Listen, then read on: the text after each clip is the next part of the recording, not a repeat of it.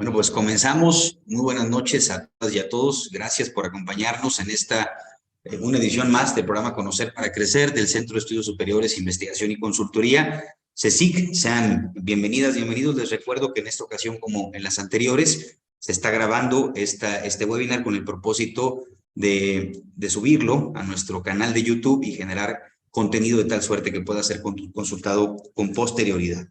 Nos da mucho gusto, es un honor para nosotros en el CECIC contar en esta ocasión con la participación del doctor José Luis Caballero Ochoa, quien además es consejero consultivo de nuestro Centro de Estudios Superiores, Investigación y Consultoría, y es un académico con una trayectoria muy importante, con muchos reconocimientos en México y el extranjero, y bueno, un experto en el tema, entre otros, de derechos humanos y particularmente en este que bueno, nos ha convocado ahora de la inconstitucionalidad de la prisión preventiva oficiosa, que ha generado tanto debate, controversia, parece que afortunadamente cada vez más consenso en el foro, en la academia, en el Poder Judicial, en la Suprema Corte de Justicia y bueno, ahora en la Corte Interamericana de Derechos Humanos. Sin más, voy a permitirme presentar a nuestro invitado el día de hoy. El doctor José Luis Caballero Ochoa es licenciado en Derecho por el Tecnológico de Monterrey, Campus Chihuahua, maestro en Derecho por la Facultad de Derecho de la Universidad Nacional Autónoma de México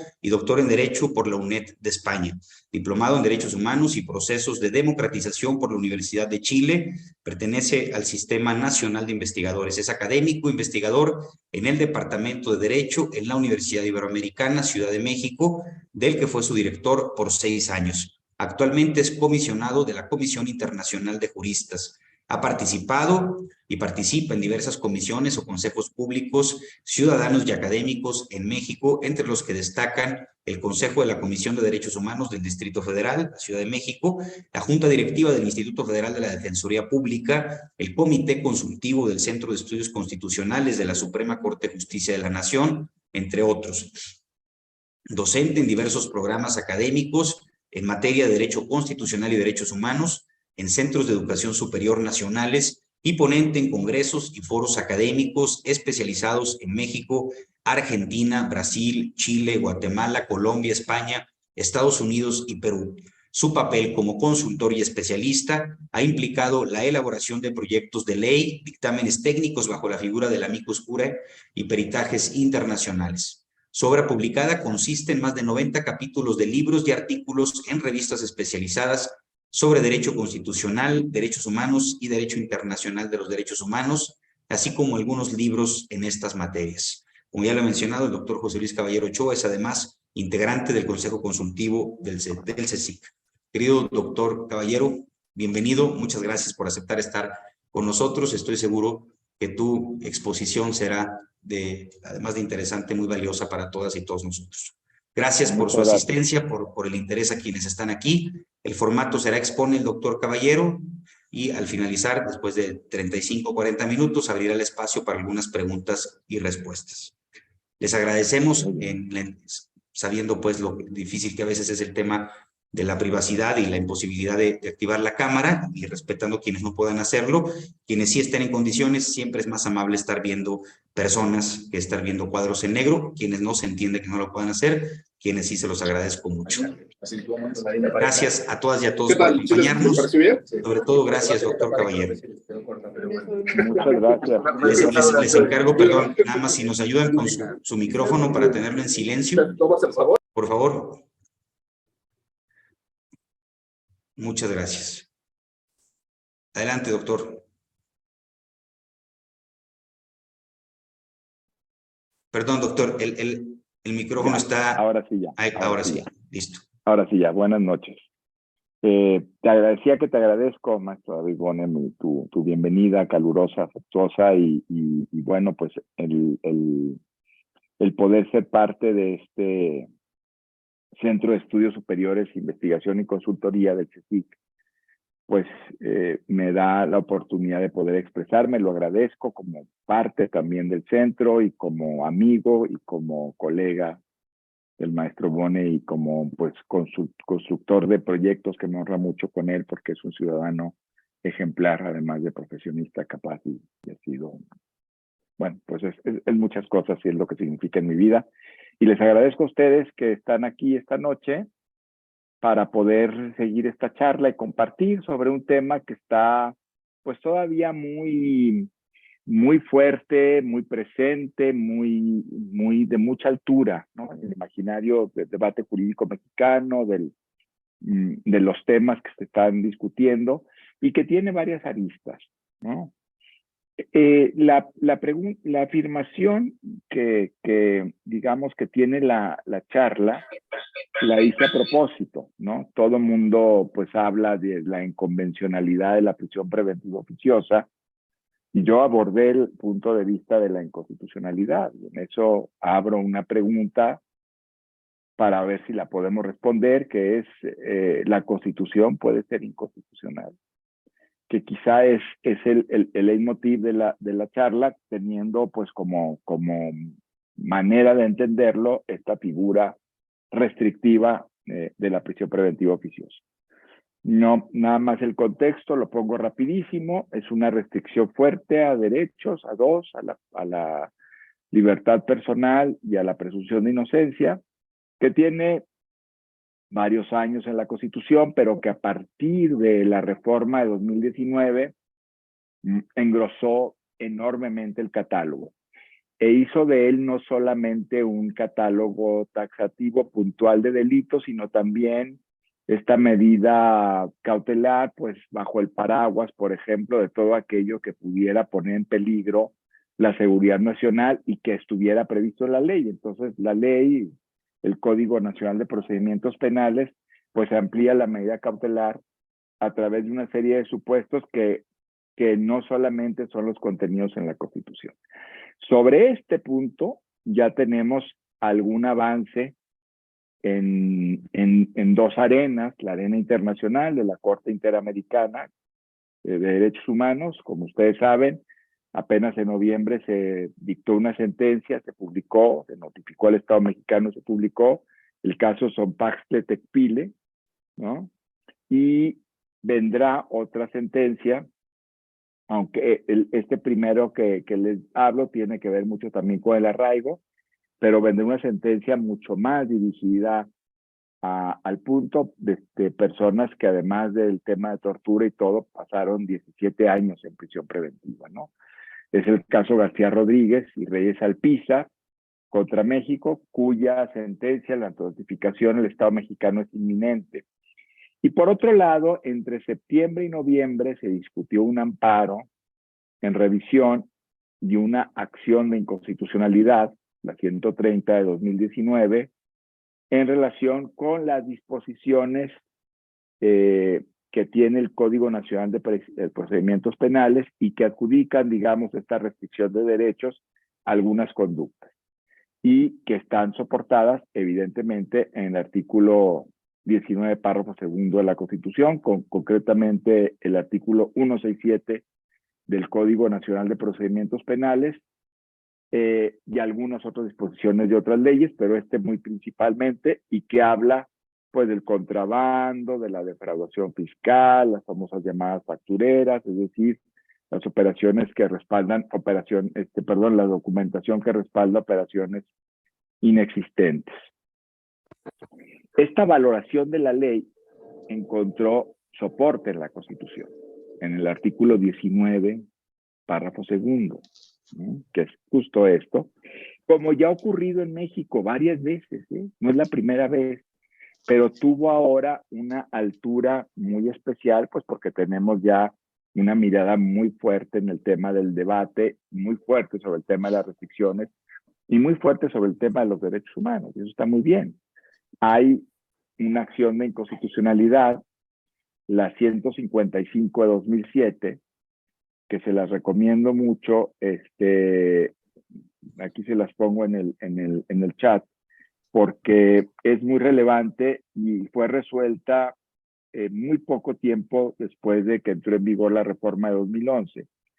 Incluso el ministro José Ramón Cosío aludió a ella en su comparecencia ante la Corte Interamericana con motivo del peritaje de este caso sobre el que se va a pronunciar la Corte Interamericana, Y en esa acción de inconstitucionalidad realmente se inaplicó la Constitución por contravenir otros preceptos constitucionales interpretados de conformidad con tratados internacionales. Es decir, el tema no es tan nuevo, pero sí lo es el hecho de haberlo focalizado de una manera particular en la Suprema Corte. ¿Mm? El tema de fondo tiene que ver con qué hacemos con una norma constitucional que puede devenir en violatoria de derechos humanos. Ese es el punto, y más teniendo ya unas coordenadas constitucionales desde hace 12 años tan claras en el tema.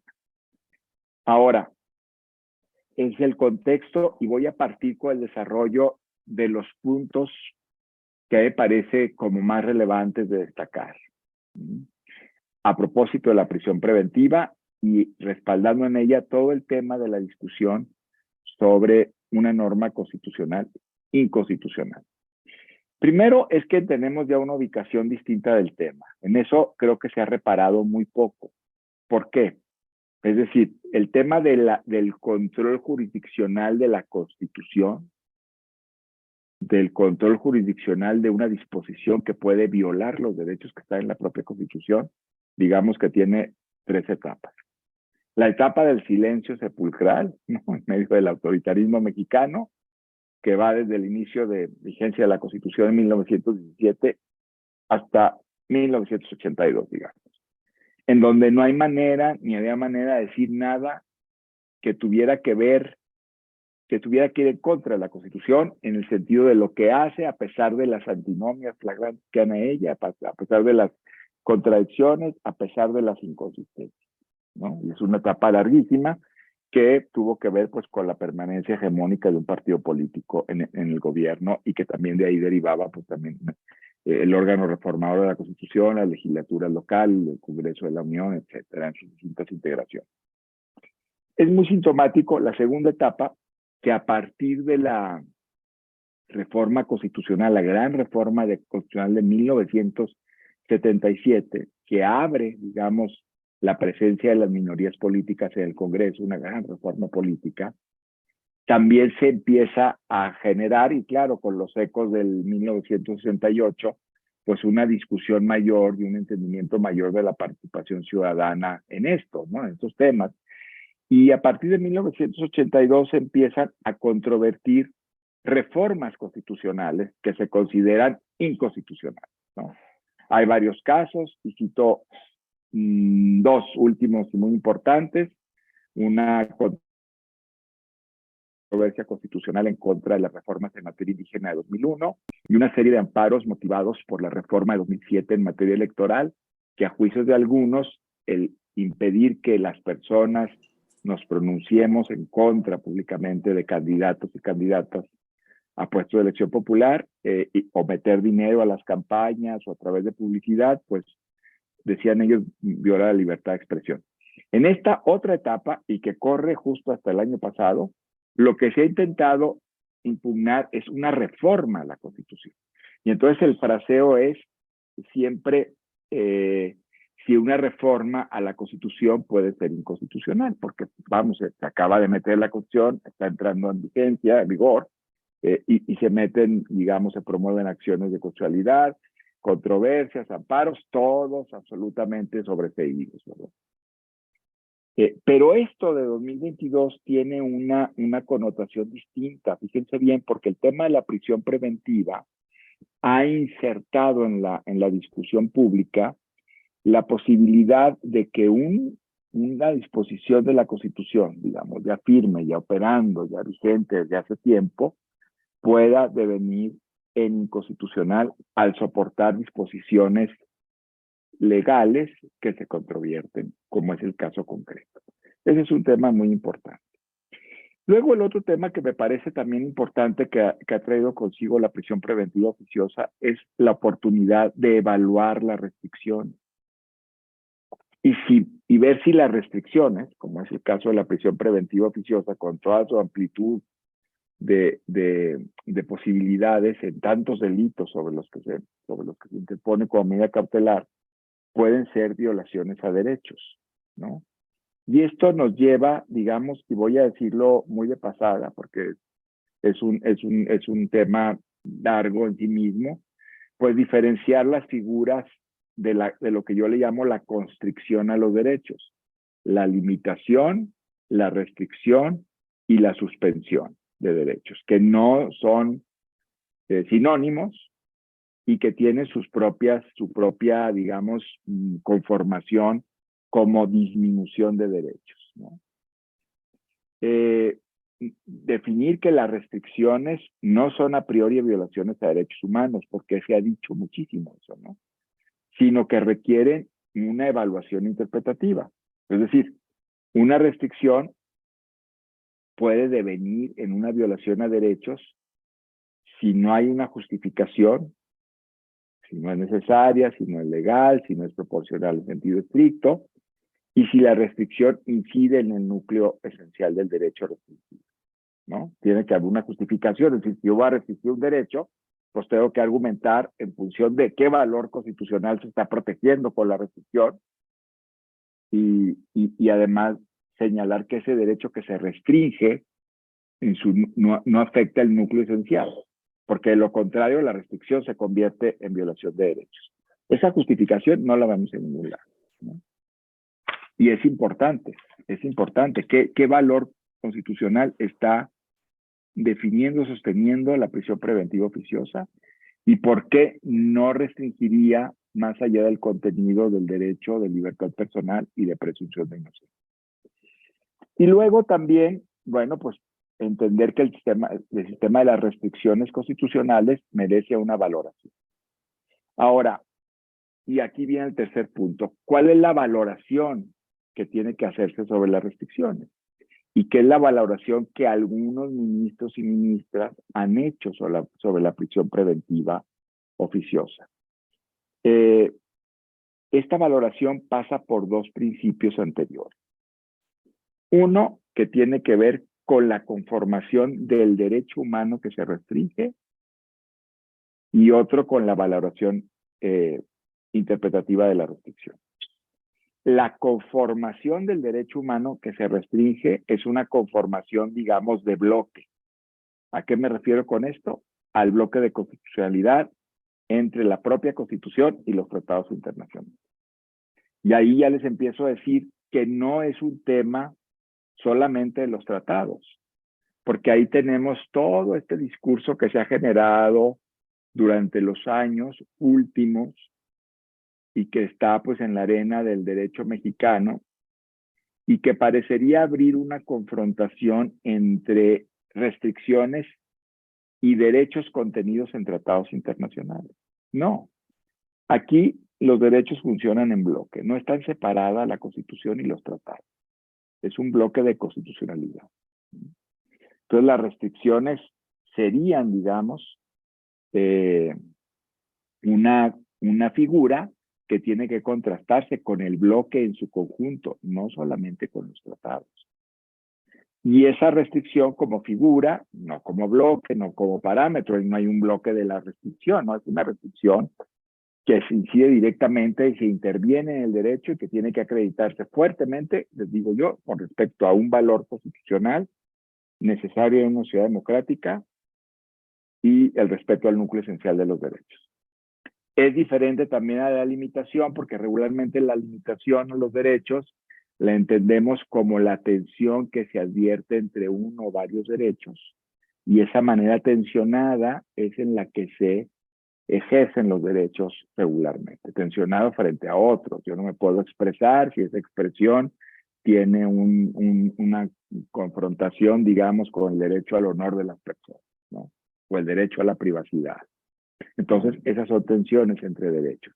Las restricciones requieren señalar, digamos, un valor constitucional que está protegido o un derecho de gran magnitud. Pero bueno, la dinámica interpretativa, entonces, ve al bloque, conforma el bloque, y de ahí se hace una evaluación interpretativa dentro del ejercicio de control, ¿no? O dirigida a un ejercicio de control jurisdiccional, control de constitucionalidad y convencionalidad, juntos también, complementarios, como ha dicho la Corte Interamericana de Derechos Humanos. De tal manera que con este contraste de la restricción hacia los bloques de constitucionalidad que a la vez se vuelven parámetros de regularidad, ¿no? Esa expresión que la Corte a veces se emplea como sinónimo, pero que me parece que la diferencia entre el bloque y el parámetro es que el bloque es el conjunto de derechos en la Constitución y los tratados y el parámetro es esos derechos construidos por vía interpretativa, reconstruidos, posicionados como un marco de ejercicio. Bueno, frente a ese parámetro se contrasta la restricción. Entonces, hay varios puntos aquí de lo que voy diciendo. Estamos en una etapa distinta en el tema. Tenemos una oportunidad de evaluar y de valorar qué son las restricciones, que no lo hemos hecho suficientemente en México, que no todas las restricciones son violaciones a derechos humanos, pero si no se evalúan, pues no lo vamos a saber. 3, cómo interviene la dinámica interpretativa con respecto a la restricción. Y 4, en lo que ha caído la dimensión interpretativa, y que yo creo que es una alternativa falaz, ¿no?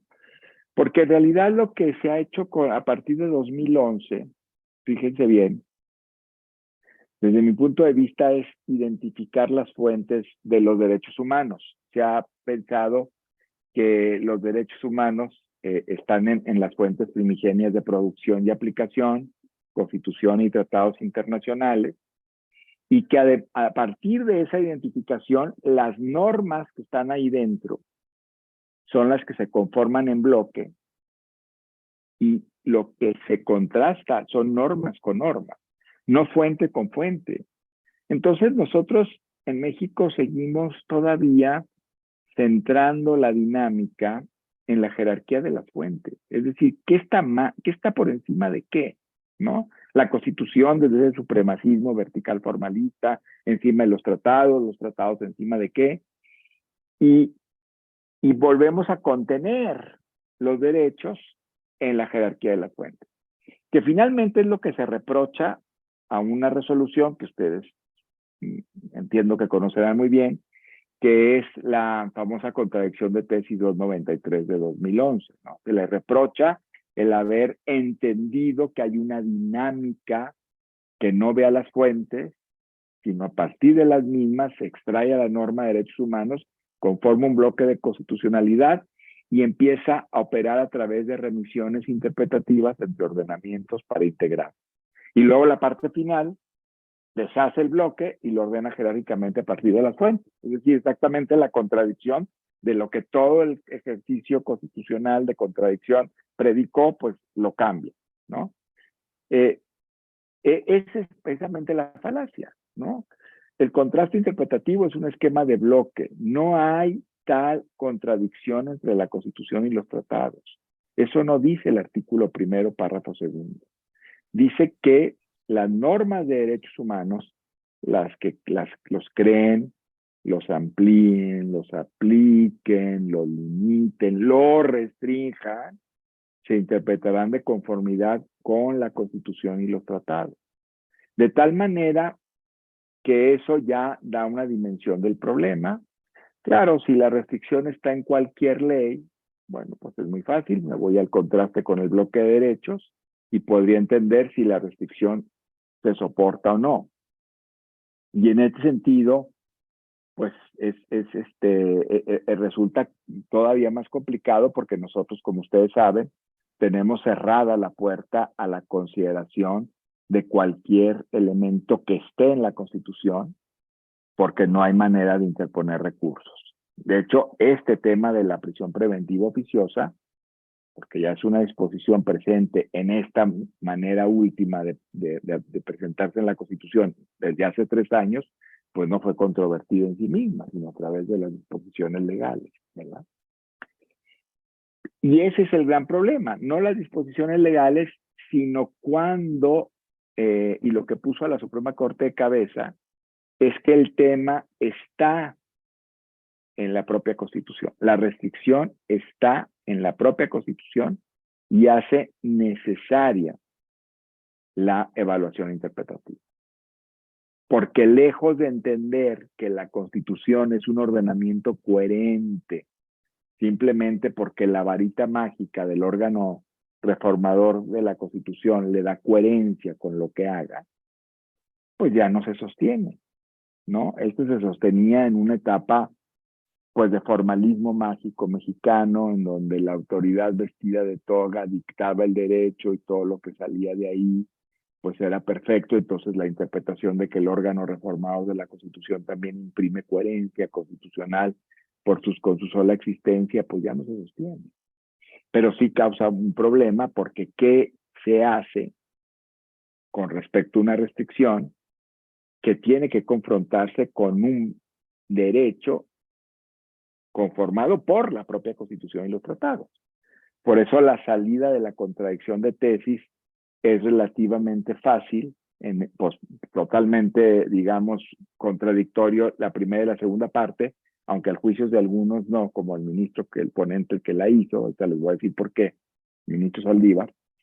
Pero aparentemente es contradictorio porque dice, bueno, pues lo que hago yo es, si la restricción va en contra de los tratados, no me importa. Yo ya tengo para eso una jerarquía, me olvido del bloque de constitucionalidad y entiendo este tema de la supremacía constitucional, que debe permanecer incólume, esa palabra de las favoritas de la Corte, ¿no? Porque yo entiendo que el artículo primero, párrafo primero en la segunda parte, dice que la Constitución establece las restricciones y los casos de suspensión y de restricción. Y entonces, como ella los establece, pues va primero la Constitución y luego los tratados.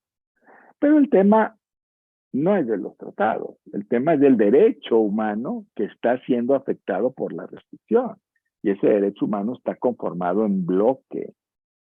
En México los derechos humanos no están solamente en la Constitución, ni son los tratados, son los dos. Y eso es lo que ha causado también mucho conflicto, ¿no? Yo escuchaba ahora que venía al noticiero de Leonardo Curcio, y pues Leonardo Curcio echaba ahí las noticias, pero también con parte de una jiribilla política, ¿no? Que siempre la tiene, y decía que su derecho humano favorito estaba en el artículo 7, y leyó el artículo 7, que es finalmente el que habla digamos, del que no hay en contra de la manifestación de las ideas, no hay censura previa, ni censura administrativa, ya sea expresión de cualquier tipo, medios de comunicación, etcétera. Y yo pensaba, cuando lo escuchaba, decía, bueno, pues estaría interesante que se hiciera ver que ese, de todas maneras, ese elemento ornamental de la Constitución no es la Constitución, es parte de la Constitución, y tendríamos que ver los elementos ornamentales de los tratados para conformar lo que constituye la Constitución mexicana, lo que conforma la Constitución mexicana, ¿no? Bueno, dicho lo anterior, con esta mirada de la prisión preventiva oficiosa puesta en la Constitución y contendiente, permítanme usar esta expresión tan bélica, pero bueno, pues es la que se me ocurre en la confrontación con derechos, contendiente con el derecho a la libertad personal y la presunción de inocencia, es que la Corte discute el tema en la acción de inconstitucionalidad 130 de 2019 sobre estos tres delitos que les decía yo: contrabando, defraudación fiscal y el tema de las facturas, documentos que no soportan operación, ¿no?, fiscal. Y esa contradicción, esa acción de inconstitucionalidad se discute en dos momentos, en septiembre y en noviembre. En septiembre se presenta un proyecto del ministro Aguilar que se retira porque no alcanza consenso. En noviembre el ministro Luis María Aguilar presenta otro y alcanza consenso en lo que hace a los artículos que estaban ahí metidos, el 167 del Código Nacional de Procedimientos Penales, pero no, evidentemente, lo que él consideraba sobre el artículo 19. Y entonces fíjese que yo escuché estas intervenciones y pude, digamos, hice como una clasificación de por dónde iba, porque fue muy interesante escuchar a las ministras y ministros, porque realmente el mosaico mexicano del derecho, de nuestra formación, de nuestras clases, de nuestro prejuicio, de la manera idiosincrática de entender el derecho, de nuestras claves epistemológicas de la formación y de la práctica, están en las voces de las 11 personas que están ahí que conforman la corte, no están disociadas. Entonces, haberlas clasificado me permitió tener un abanico de por dónde está el tema, ¿no? Y me fui a clasificarlas, digamos, de lo más cerrado a lo más abierto. Y encontré lo siguiente, fíjense. Una voz, un conjunto de voces más radical y ya, pues, muy anacrónica, fueron aquellas voces que decían que como el artículo 19 lo había hecho el órgano reformador de la Constitución, se encontraba bien, había una coherencia de la Constitución a priori, desde la forma. Incluso se dijo que esa deferencia al órgano reformador de la Constitución estaba extendida al legislador ordinario, o sea, incluso al que hizo el Código Nacional de Procedimientos Penales. Y esa voz me recordó mucho, pues, una tesis tremenda que salió de la controversia constitucional en materia indígena, que dijo: usted no puede venir aquí a interponer recurso contra reforma constitucional alguna, porque lo que hace el reformador de la Constitución encuentra en sí mismo su propia garantía. O sea, usted, por el hecho de existir, conjunto de órganos que intervienen en la reforma constitucional, porque son ustedes y por lo que hacen, mágicamente tienen garantía de lo que hagan está bien. ¿Qué cosa? Bueno, pues sí hubo. O sea, de 2001 en 2022 sí hubo una posición de la Corte así. Luego, otra posición que avanzó un poquito más es el haber dicho, bueno, ya tenemos un criterio en la contradicción de tesis 293-2011 de lo que yo llamo, caballero, la guerra de las fuentes. Y ese criterio no debe modificarse. Está la Constitución y por abajo los tratados, nos seguimos igual y no hay nada que hacer aquí. Que me parece absolutamente falaz, porque como ya lo dije. Luego, un paso más adelante, es la posición que dijo, bueno, pero hay que cortar quirúrgicamente a la legislación secundaria para que este contraste de la prohibición de las restricciones, digamos, se pueda considerar a esas legales y no se toque la Constitución, pero las legales sí puedan ser declaradas inconstitucionales o inconvencionales al menos, para no tocar la restricción constitucional. Que finalmente creo que es la posición que ganó ya en el segundo proyecto y por la cual el Código Nacional, en esa disposición que les digo, fue determinado como inconstitucional. Ahí van 3. Luego la cuarta, que ya empieza a abrirse el viento fresco, pero no me empieza a cambiar. La cuarta posición fue de algunas voces que dijeron, a ver, esto de las restricciones de la 293 ya es hora de modificarlo, ¿no? Ya hay que cambiar la 293 ya fue, ya hay que irnos a cambiar vamos a bajar las armas de pelea entre la Constitución y los tratados, hay que hacer una jurisprudencia mucho más moderna y actualizada, pero esa posición sigue focalizando las fuentes, me explico, Constitución versus tratados, que no me convence. Hubo 2 posiciones más que me convencen. Algunas voces que advirtieron que en realidad el tema no es solamente un tema de los derechos en tratados internacionales que pugnan con una restricción constitucional, sino que advirtieron que era un tema en el que realmente no había una armonización dentro de la Constitución y que el problema de la prisión preventiva oficiosa era un problema con respecto a derechos en la Constitución y en los tratados, pero en la Constitución, ¿no? Y ahí sí de los nombres propios, porque finalmente me parecen posiciones mucho más. No tengo una crítica, digamos, con las otras, que no diré nombres, pero esta sí fue la posición, por ejemplo, del ministro Alfredo Gutiérrez Ortiz Mena, ¿no? Dijo, no, es un tema de convencionalidad, es un tema de constitucionalidad. Convencionalidad porque está aparejado a lo constitucional, pero es un tema del marco constitucional de los derechos y es un tema de no armonización. La coherencia no se alcanza desde el formato de quién hizo qué cosa, en qué año, no.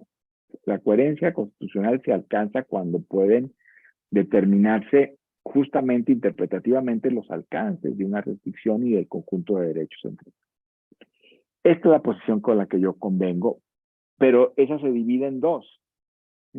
La que expresó como el ministro Gutiérrez Ortiz Mena, es decir, no hay una armonización en la Constitución, que es un tema precioso y que tenemos que entender, es decir, cómo la restricción que se incorpora a la Constitución, como la prisión preventiva oficiosa, finalmente tiene que tener una ruta de armonización. Y el ministro Saldívar, que dijo, tenemos que entender que la Constitución, que la armonización y la coherencia de la Constitución en estos temas de valoración de restricciones y derechos se alcanza cuando aplicamos las reglas del artículo 1 de la propia Constitución. ¿Sí? Y luego, pues dijo lo que ha dicho muchas veces, que es una posición entendible. Y fue el único que lo dijo en este esquema de voces, ¿no? Y dijo, la contradicción de tesis 293 no dice algo distinto. La contradicción de tesis 293 no dice que prevalezcan las restricciones. Tendríamos que hacer un análisis, esto digo yo, de ver todo el debate, los votos particulares y tal, porque no está fácil sostenerlo, pero él dice, a ver, ustedes lean el rubro de la tesis que resulta de esa contradicción, y lo que dice ahí es que cuando haya una restricción, se tiene que estar a lo que la Constitución establece. Dijo él. No, 25 años, wow, tú vas a ser muy viejo. Y a ver si puede. Eso, gracias, Silvia. Sí, ya está. Entonces, lo que dijo el ministro Saldívar es, en realidad, la contradicción de tesis no dice que hay que estar a la restricción, dice, hay que estar a lo que la Constitución establece. Y lo que la Constitución establece es una evaluación interpretativa de la restricción. Lo que la Constitución establece es que hay que ver la restricción y observarla de acuerdo con el conjunto de derechos que están en juego, que están siendo restringidos para determinar una valoración.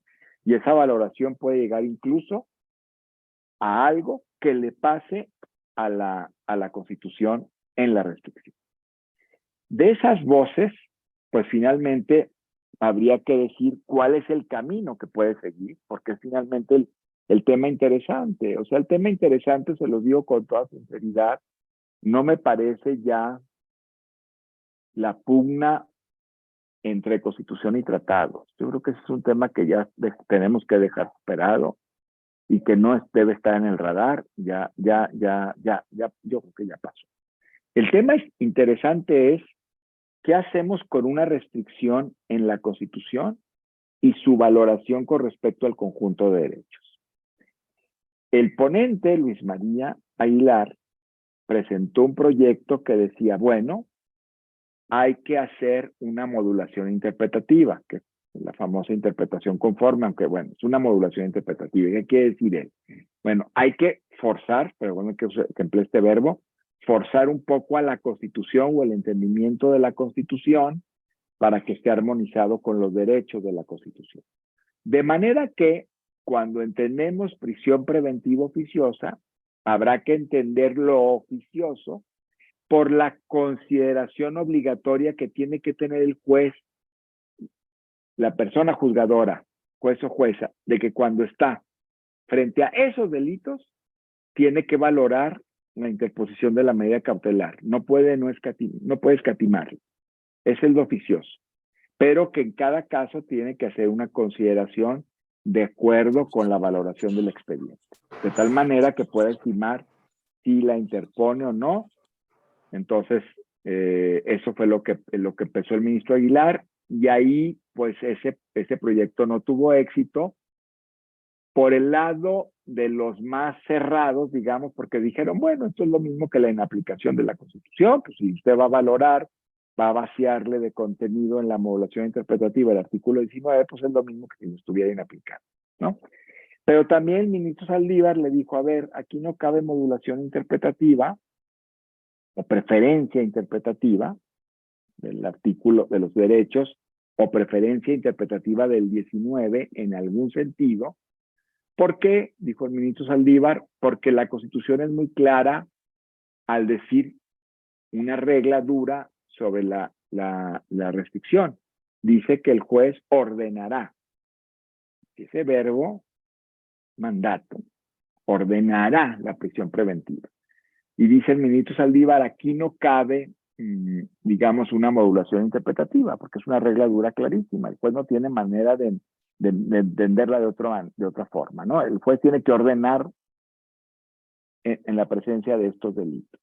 Entonces aquí no cabe una preferencia interpretativa, dijo Saldívar, sino cabe una preferencia aplicativa, es decir, aplicar los derechos de libertad personal y de presunción de inocencia y no aplicar la Constitución. Por tanto, sería inaplicar la Constitución. Entonces, el debate del tema con las restricciones en la Constitución y en la prisión preventiva oficiosa es ver qué hacemos entonces con una Constitución a la que le puede pasar algo a la hora de poder estimar que los derechos tienen que, digamos, ejercerse de alguna manera la libertad personal y la presunción de inocencia, y que la prisión preventiva oficiosa estaría lesionando el núcleo esencial de esos derechos.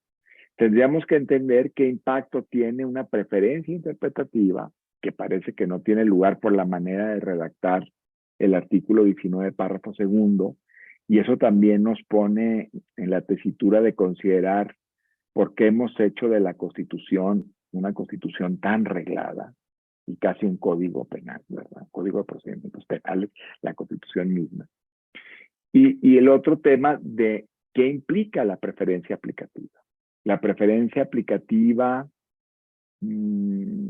que no sé, digamos, al preferir aplicar los derechos, pues implicaría inaplicar la Constitución.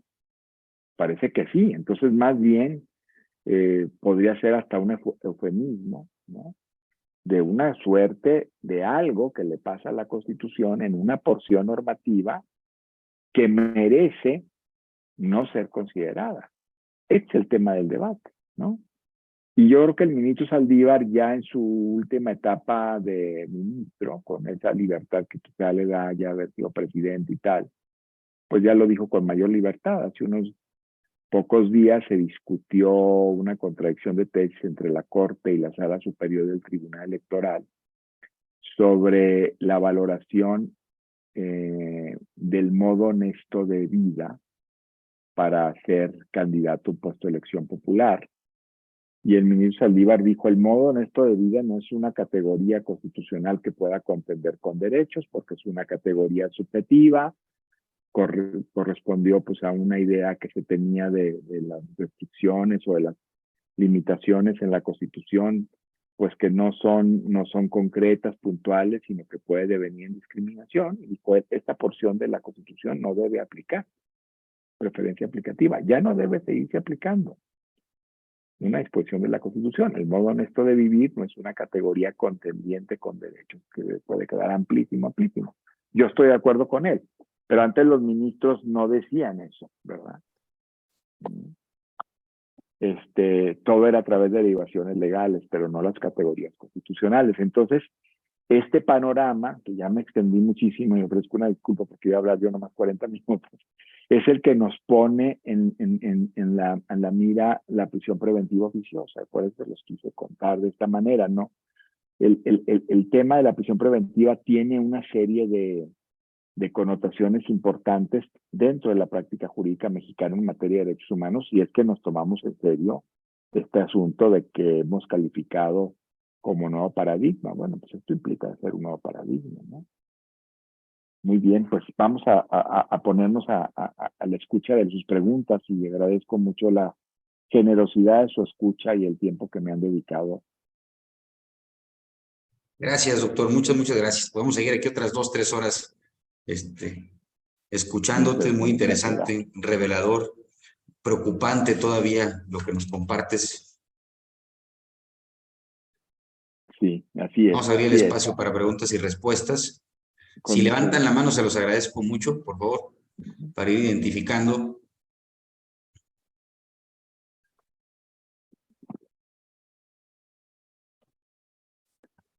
Fernando. Pues si quieres lo escuchamos, ¿verdad, David? Fernando. Adelante, adelante, Fernando, por favor. Gracias.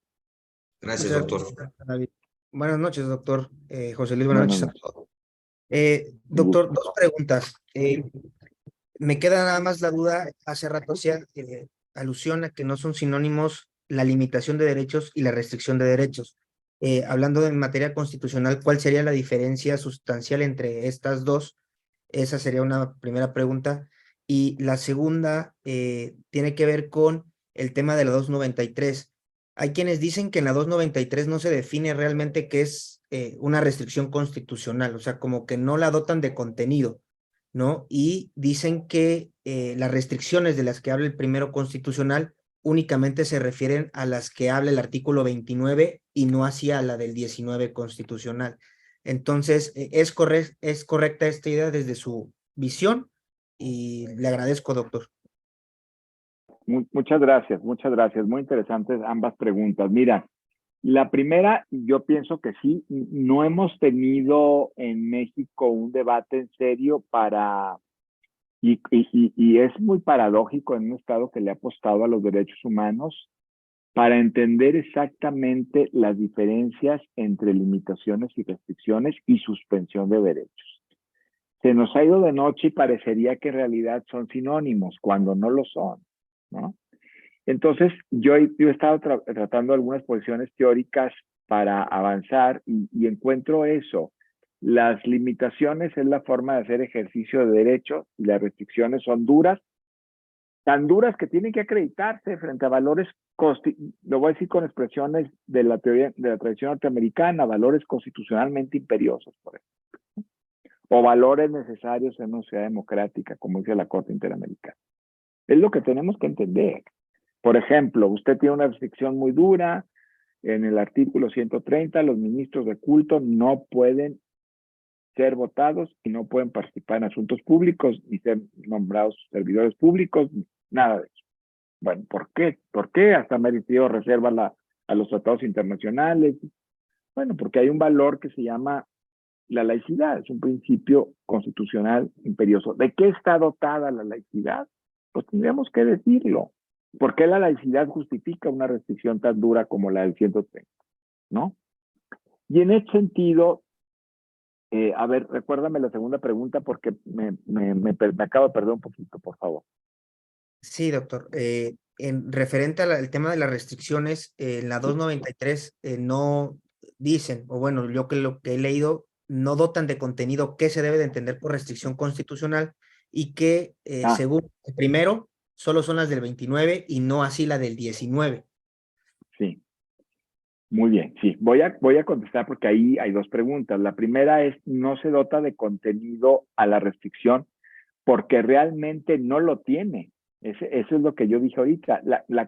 La restricción no tiene un contenido, digamos, del que se le pueda dotar.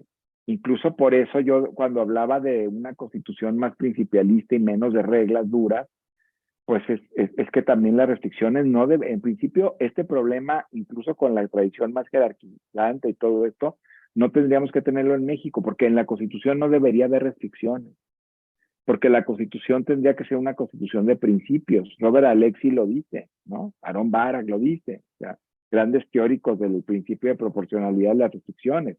El lugar, la sede de la restricción no es la Constitución. ¿Por qué vas a tener un artículo 19 párrafo segundo con un listado de código penal, de procedimientos penales? No debe ser. Entonces, no se dota de contenido, no es parámetro, no hay un parámetro de la restricción. ¿Dónde está el parámetro? No hay un parámetro de la restricción, hay un parámetro de los derechos, un bloque de los derechos, hay un conjunto interpretado que se dota de contenido de la restricción. No, a la restricción como es una intervención así, ¡pum! Por ti no van a votar nunca porque eres ministro de culto, ¿no? Bueno, dime qué estás protegiendo. Lo que tienes que nutrir, digamos, es el debate de los derechos o el valor constitucional para hacer permisible la restricción y acreditar que las restricciones en la Constitución, lo pongo como ejemplo, son restricciones en una ciudad democrática, no que estás metiendo en la Constitución un montón de violaciones a derechos humanos. Tremendo, ¿no? Metiendo en la Constitución un montón de violaciones a derechos humanos que además no puedes valorar. No sabemos. Ahora, últimamente ha surgido esa posición de la que hablaba.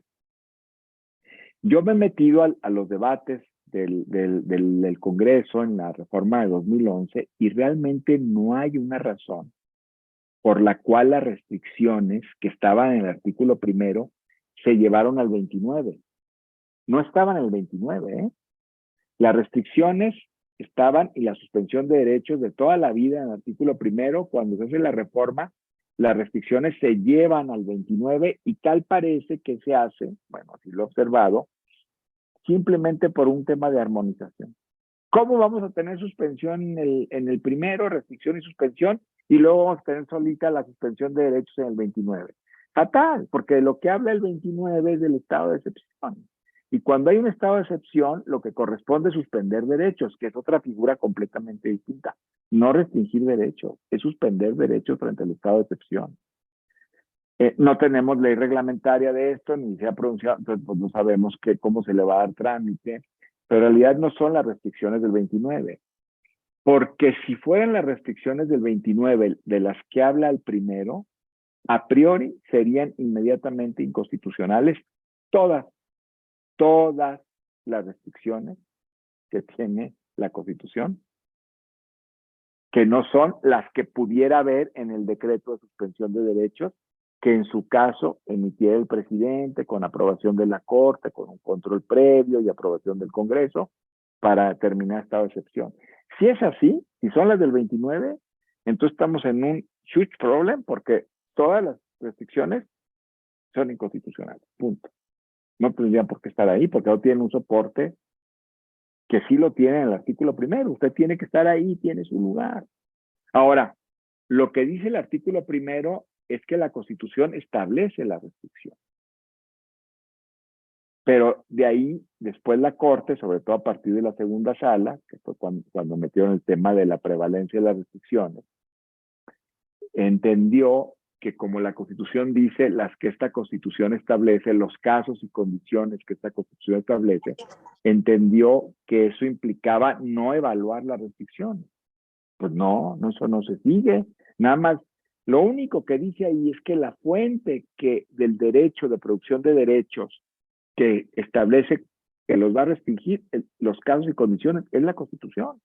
Los tratados no restringen derechos, ¿no? Y les podría decir casos del derecho comparado donde la Constitución establece restricciones, o sea, yo soy la que lo establece, pero ni por acá se piensa que no se van a valorar interpretativamente. No sé si respondí, espero sí haberlo hecho, espero haber sido claro.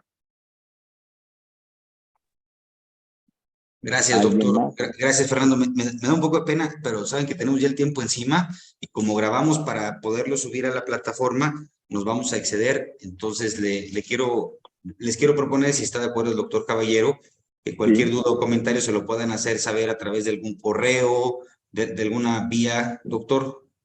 Sí, aquí les voy a apuntar, déjame nada más saludar a que tengo una querida amiga aquí, que es la maestra Silvia Gómez Flora, que tengo un cariño de mi colega y querida amiga, que gracias por estar escuchando. Ahí está el correo de tu servidor. Cualquier duda, comentario, pues ahí me pueden escribir. Yo nada más quisiera concluir con el comentario de que sí les voy a ser sincero, no me gustó mucho la sentencia de la Corte Interamericana. Yo espero que en la que viene sea más contundente la Corte Interamericana. La Corte Interamericana dijo, es que el Estado mexicano tiene que hacer adecuaciones de derecho interno. O sea, ¿qué quiere decir? Pues quitar el arraigo y la prisión preventiva oficiosa de la Constitución. Pero lo dijo así muy ligeramente.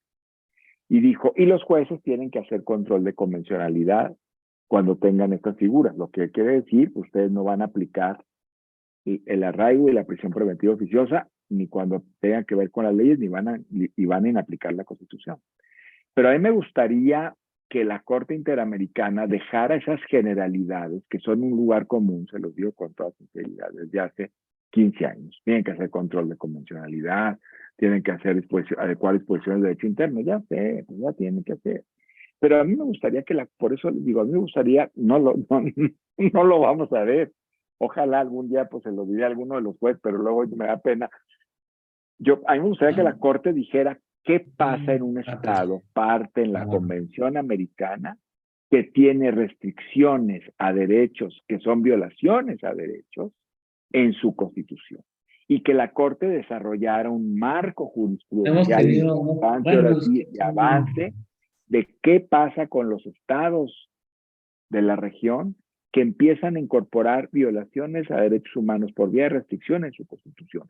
¿Qué pasa con una Constitución que no se compadece de la Convención Americana y que hay un choque y una antinomia brutal? Ese desarrollo jurisprudencial, más que me digan que tiene todo el mundo que hacer de control de convencionalidad, eso ya me lo sé desde 2006 con Almohada Arellano, perdón. Pero este sí sería un tema de... No lo van a hacer porque además la Corte Interamericana ahorita sí entiendo y tienen ahorita unas presiones políticas muy fuertes, pero sí sería un tema interesantísimo de jurisprudencia. Ahí me quedo. Muchas gracias, doctor. Gracias. Podemos seguir reflexionando mucho sobre ese tema tan necesario y tan importante. Gracias por haberlo abordado con esa claridad, contundencia, objetividad que lo has hecho. Gracias a todas y a todos por acompañarnos en una edición más de Conocer para Crecer del CSIC. Y bueno, sin más, nos vemos el próximo jueves a las 8 de la noche. Vamos a tener un webinar. Damos un giro de 180 grados ahora sobre mercadotecnia, marketing mix y publicidad. Buenísimo. Bueno, que también es una materia muy demandada y que nos interesa aquí en el CSIC. Y bueno, si hay temas que les interesen a las y los seguidores del CSIC, los vamos a estar abordando. Mil gracias, doctor. Es un honor. Gracias a ustedes. Ha sido un honor tenerte en este centro, tu casa. Compañero. Abrazo grande. Gracias a todas y a todos. Buenas noches. Gracias.